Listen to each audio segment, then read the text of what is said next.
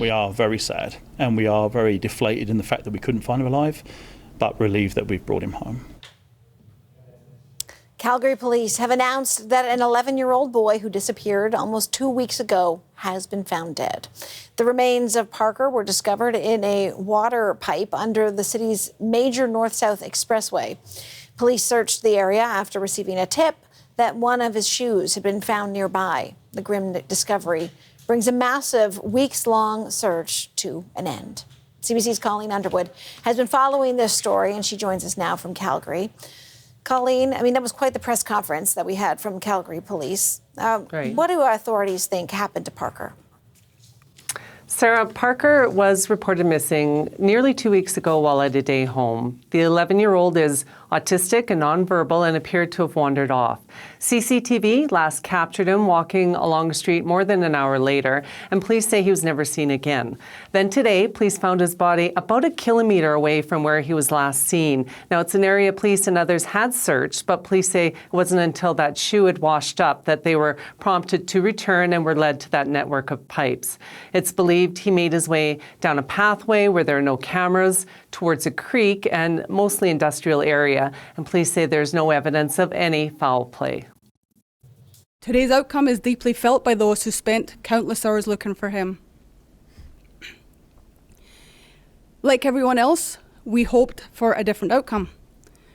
Throughout this investigation, Parker's family has demonstrated extraordinary strength and courage while enduring every parent's worst nightmare. On behalf of the Calgary Police Service, I want them to know they have been at the center of every decision we have made. Colleen, we heard at that press conference the police talk about how the community became the eyes and ears for them, and that's what they had hoped for, and that really bore out in terms of how this search went. What is the impact on the community, do you think? Well, people in Calgary and beyond Calgary have been following Parker's story very closely. First of all, there are hundreds of police officers, search and rescue volunteers, and fire crews. They've been scouring neighborhoods and parks and anywhere else they thought Parker could hide. On top of that, I would say thousands of people took time off work to look for Parker. Now, a couple of days ago, police had called off their ground search. They said that they'd resume it when they got a tip, and that's what happened today. Someone spotted his shoe. This was one of these great community resources. This is what makes us so proud of Calgary right now, is the time and effort of everybody that was involved that not only checked their residences, they went and checked public spaces too. And it was as a result of that due diligence of our community, offering that second set of eyes, that's where the information came from that refocused our search efforts. So Calgary police say, Sarah, they're going to continue to support Parker's family as they have throughout this whole search, as well as the greater community, knowing how much he became a part of everyone's family over these past couple of weeks.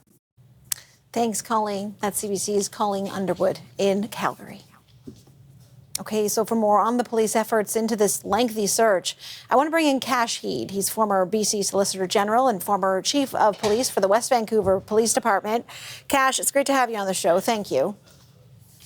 My pleasure.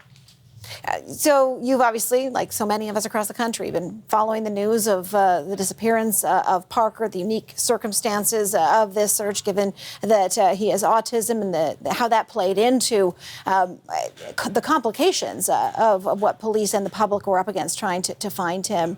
What's your reaction to the news that police do now believe they have found his body? Well, first of all, a very sad set of circumstances that's not only going to affect the people of Calgary, it's going to affect people all over that have been involved in these types of situations previously.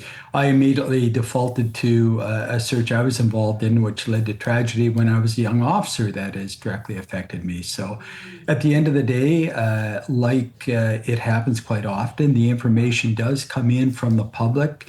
And although it appears that the search and rescue people that were involved in it, whether it's Calgary Fire, Calgary Police, or Civilian Search and Rescue, that they had searched this particular area on a few different occasions, and at that time they didn't discover anything.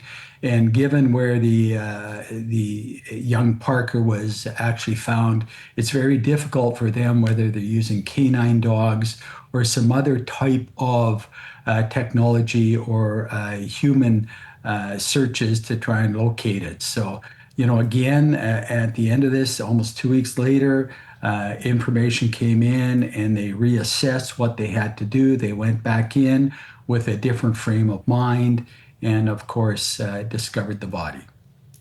They talked about how important the community involvement was to this. As a police officer,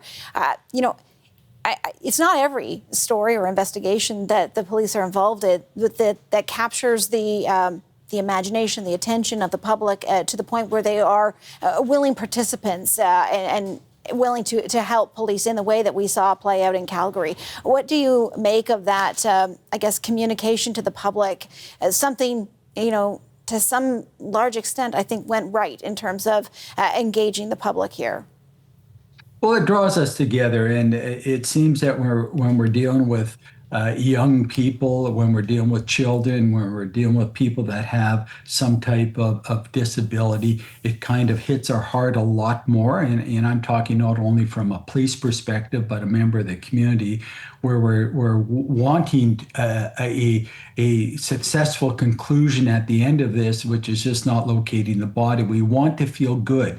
We've seen this before. We've seen tragedy at the end of it, but we've seen some positive outcomes as a result of it. We're always hoping, Sarah, and wishing for that positive outcome. Even as a police officer involved in several searches over my years, I'm always very optimistic. I'm never going to that mindset when I'm looking for someone of tragedy at the end of this. You mentioned this, and we've talked about it, the fact that the area where the body believed to be that of Parker was discovered, it's in this complex sort of labyrinth of very narrow and small pipes, an area that had, we know, been ground searched, and in fact, aerial searched by police. They'd been there. They didn't see what they needed to see in order to search any further. And how does that add, I guess, to the complexity where he was eventually located? And then on top of that, the fact that they had been there, the fact that that's eventually where he was found, what does that do to the officers who've been involved? How do they wrestle with that? Well, I think at the end of the day, they're professional people. They'll deal with the trauma they're facing in their own way. And if they need help, they'll get the help. But the important thing to remember here is we have a nonverbal individual, and someone, for example, that may not be autistic, may not choose to do what young Parker did. And that's when we use these other search methods that you've talked about, the aerial searches, the ground searches, et cetera, to locate him. But we're dealing with an individual that has a different way of thinking than a lot of people. And I think that's something that we have to start to look at when we start to deal with people, for example, that are autistic and we're out searching for them. We've got to really look at different ways of trying to do that search. And I think we will learn, the police will learn, the search and rescue experts will learn from what occurred here. And hopefully if, and I hope it never happens again, something like this happens, they may take a different look than the traditional way of searching areas. Kash Heed, former BC Solicitor General, former Chief of Police of the West Vancouver Police Department. Kash, I appreciate your time. Thank you. Thank you.